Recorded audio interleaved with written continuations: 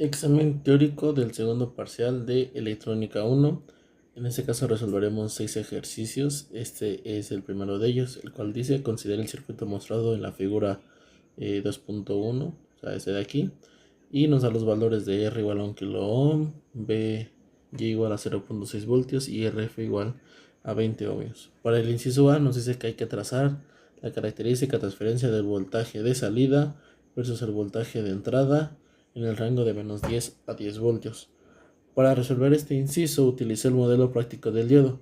El problema nos indica pues el voltaje umbral y la resistencia interna del diodo. Como primer paso hay que analizar las dos posibles condiciones del diodo, es decir, cuando está apagado y cuando está encendido. Al tener el voltaje umbral, sabemos que si el voltaje de entrada es menor, el diodo es apagado, no conducirá y actuará como un circuito abierto.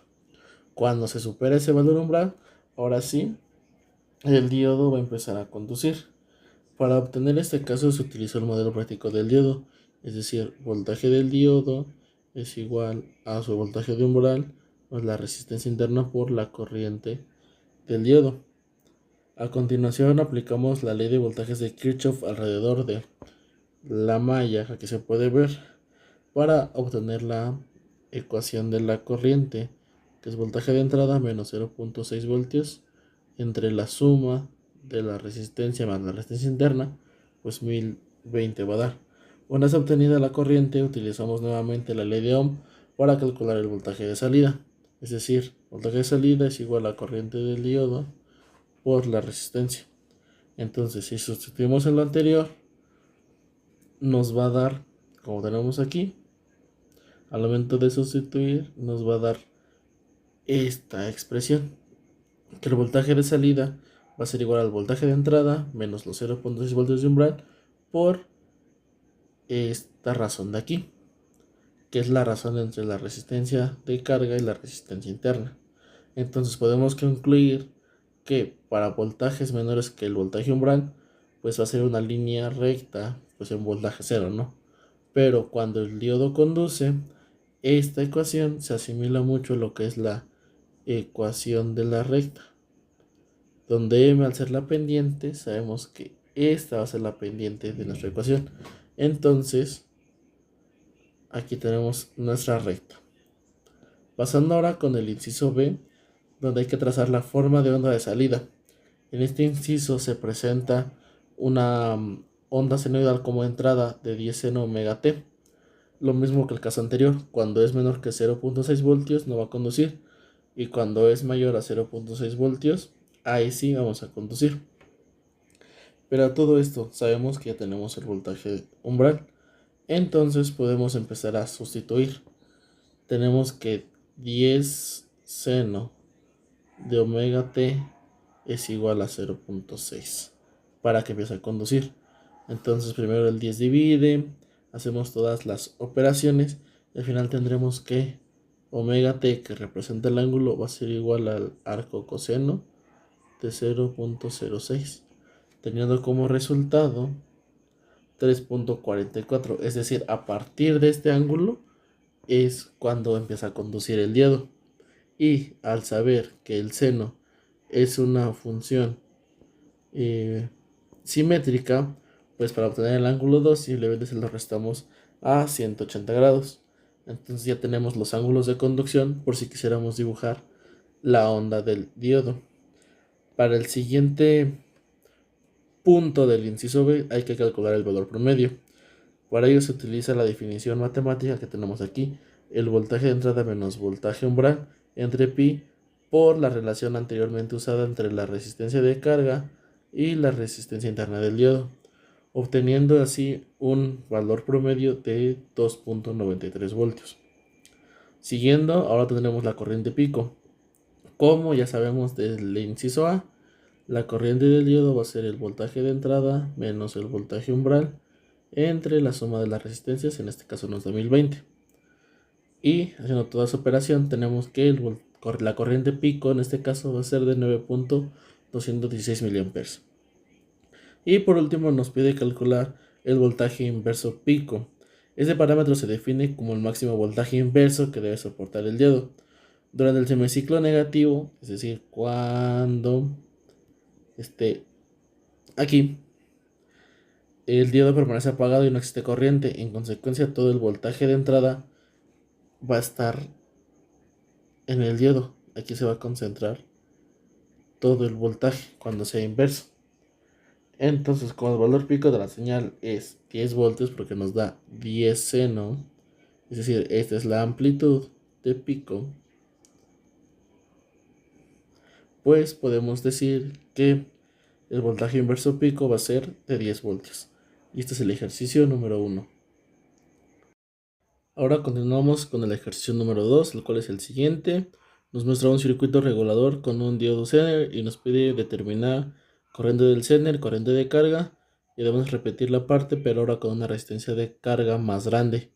Nos dan los datos de voltaje del Zener y que su resistencia incremental es 0. Ok, empezamos. Ahora, suponemos que al ser un regulador, el voltaje Zener es el mismo que vamos a tener en la carga. Entonces, aplicando la ley de Ohm, como aparece aquí, calculamos la corriente de la carga, la cual es 0.975 mA. Esa es la corriente que va a consumir nuestra carga. Ahora, veamos cuánta corriente se suministra por esta resistencia, es decir, cuánta corriente es la que realmente está llegando.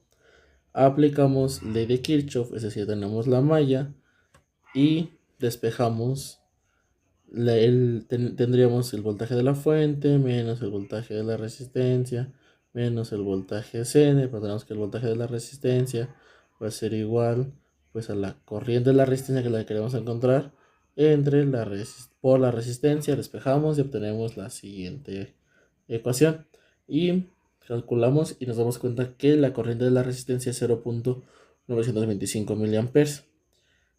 ¿Qué nos damos cuenta?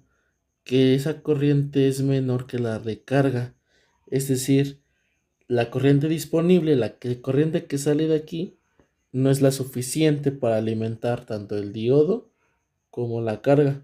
Por lo tanto, se dice que el Zener no está en región de ruptura, es decir, la corriente va a ser cero.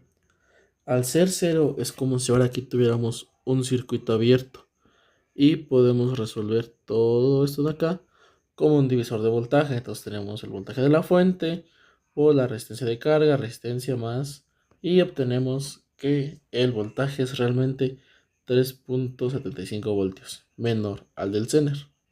Por lo tanto, la potencia, pues al tener corriente cero, va a ser cero. Así que aquí tenemos el inciso A. Repetimos ahora con el inciso B, pero ahora con una resistencia de carga de 10 kiloohmios. Igual, tenemos que el voltaje de salida va a ser igual a 15 por la suma de las resistencias, obteniendo el voltaje de salida. Ahora, para la corriente de la carga, aplicamos lo mismo, el voltaje del Zener entre la resistencia, y tenemos 0.39 miliamperes. Volvemos también a calcular ahora la corriente que sale a través de la resistencia de protección y obtenemos el mismo resultado, ya que no afecta la carga. Aquí nos damos cuenta que en este caso sí podemos, el diodo sí está en ruptura. Entonces, pues con leyes de Kirchhoff obtenemos que la corriente en el Zener va a ser igual a la corriente de la resistencia menos la corriente de carga, obteniendo 0.535 amperes. La potencia pues va a ser el voltaje del Zener por la corriente del Zener, teniendo una potencia de 2.09 miliwatts. Y eso es todo de este ejercicio. A continuación se presenta el tercer problema, en el cual tenemos que demostrar que para un voltaje de entrada mayor o igual que 0, la salida está dada por esta expresión. Este es el circuito a utilizar. En este ejercicio se utilizó el modelo exacto del diodo, conocido como ecuación de Shockley. Comencé escribiendo la ecuación de corriente del diodo, esta que se muestra aquí. Y debido a que el diodo se encuentra en conducción, es decir, polarización directa, su lado positivo con el positivo y el negativo al negativo, se dice que su parte exponencial es mucho mayor que 1. Por lo tanto, se puede aproximar a esta expresión de acá, es decir, el -1 pasa a ser despreciable. Posteriormente, se aplicaron leyes de voltajes de Kirchhoff para relacionar el voltaje del diodo con el voltaje de entrada y salida y poder sustituirlo en esta parte de aquí. Sustituyendo esa expresión en la ecuación del diodo, obtuvimos una nueva expresión para la corriente, la cual vamos a calcular a través de la ley de Ohm. Como el circuito está en serie, la corriente que pasa por este diodo pues es la misma que pasa por la resistencia. Entonces igualamos las corrientes y sustituimos. Como última parte se aplicaron los logaritmos naturales para poder quitar el exponencial y reordenar la ecuación hasta obtener la expresión solicitada para el voltaje de salida.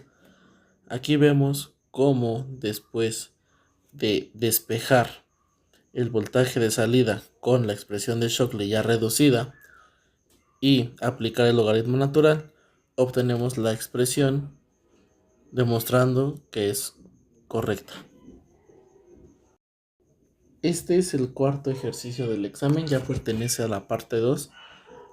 Considerando un transistor bipolar BJT polarizado en la región activa directa, del inciso A, la base de corriente es IB igual a 2.8 microamperes y la corriente de emisor igual a 325 microamperes. Hay que determinar los valores de la ganancia de corriente en configuración de emisor común, beta, la ganancia de corriente en configuración base común, alfa, y la corriente del colector. Lo mismo para el inciso B, solo que ahora nos cambian corrientes de base y corrientes del emisor. Antes que nada, tenemos que entender que en un transistor BJT, su símbolo, la corriente del emisor se va a dividir en dos: la corriente del colector más la corriente de la base. Alfa se define como corriente del colector sobre corriente de emisor. Como normalmente esas dos corrientes son muy parecidas, se dice que alfa tiende a un valor de 1, muy cercano. Beta se va a definir como corriente de colector sobre corriente de la base. Como la base es muy pequeña, beta suele ser un número mucho mayor que 1. Empecemos con el inciso A. Ya nos dan, al momento de nos dar IE e IB, es decir, corriente de emisor y corriente de base, simplemente despejamos IC y con una resta obtenemos su valor. De esta manera calculamos alfa, calculamos beta y obtenemos alfa un valor cercano a 1 y beta pues un valor mucho menor.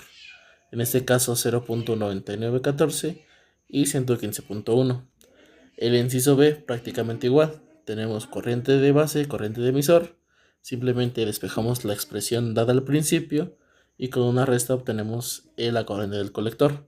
Y con las expresiones ya dadas para alfa y beta, obtenemos que alfa en este caso va a ser 0.9889, valor cercano a 1, y beta va a ser 89, un valor mucho mayor que 1. Este es el cuarto ejercicio. A continuación veremos el quinto ejercicio, el cual igual trabajaremos con beta y alfa.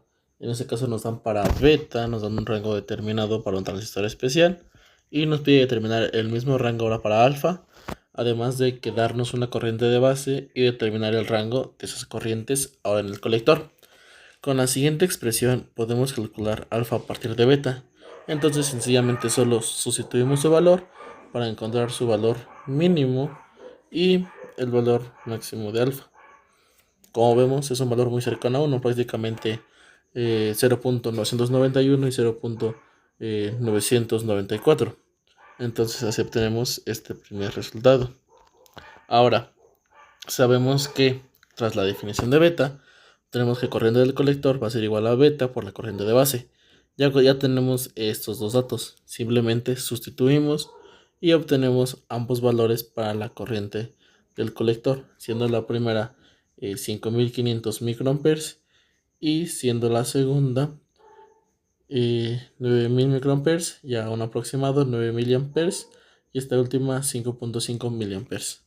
Este es el ejercicio número 5. Y el último ejercicio de este examen dice: un transistor NPN tiene una corriente de saturación inversa de 5 por 10 a la menos 15. también una ganancia de corriente beta de 125. Se dice que el resistor está polarizado con un voltaje base emisor de 0.615 voltios y nos puede determinar tanto la corriente de base, colector y emisor. Con este ejercicio se utilizó el modelo exponencial del resistor bipolar para determinar sus corrientes de operación. El primer paso fue calcular la corriente de colector mediante la ecuación característica del resistor, es decir, este de aquí, la cual utiliza tanto el voltaje base emisor, el voltaje térmico, el cual es una constante de 0.26 voltios, y la corriente de saturación ya dada. Por lo tanto, ya obtenemos que la corriente de colector va a ser igual a 5 por a la menos 15 en la exponencial de 0.615 entre 0.026. Resolviendo eso tenemos que la corriente de colector va a ser igual a 93.5 microamperios. Una vez obtenida esa corriente y teniendo el dato de beta, podemos despejar para obtener las otras dos. Tenemos que beta es la definición de corriente de colector sobre corriente de base. Despejamos y obtenemos que corriente de base es corriente de colector sobre beta y obtenemos que corriente de base va a ser igual a 0.748 microamperes y corriente de emisor no es más que la suma tanto de base como de colector. Entonces tenemos que corriente de emisor es igual a 94.25 microamperes. Y este es el último ejercicio del examen.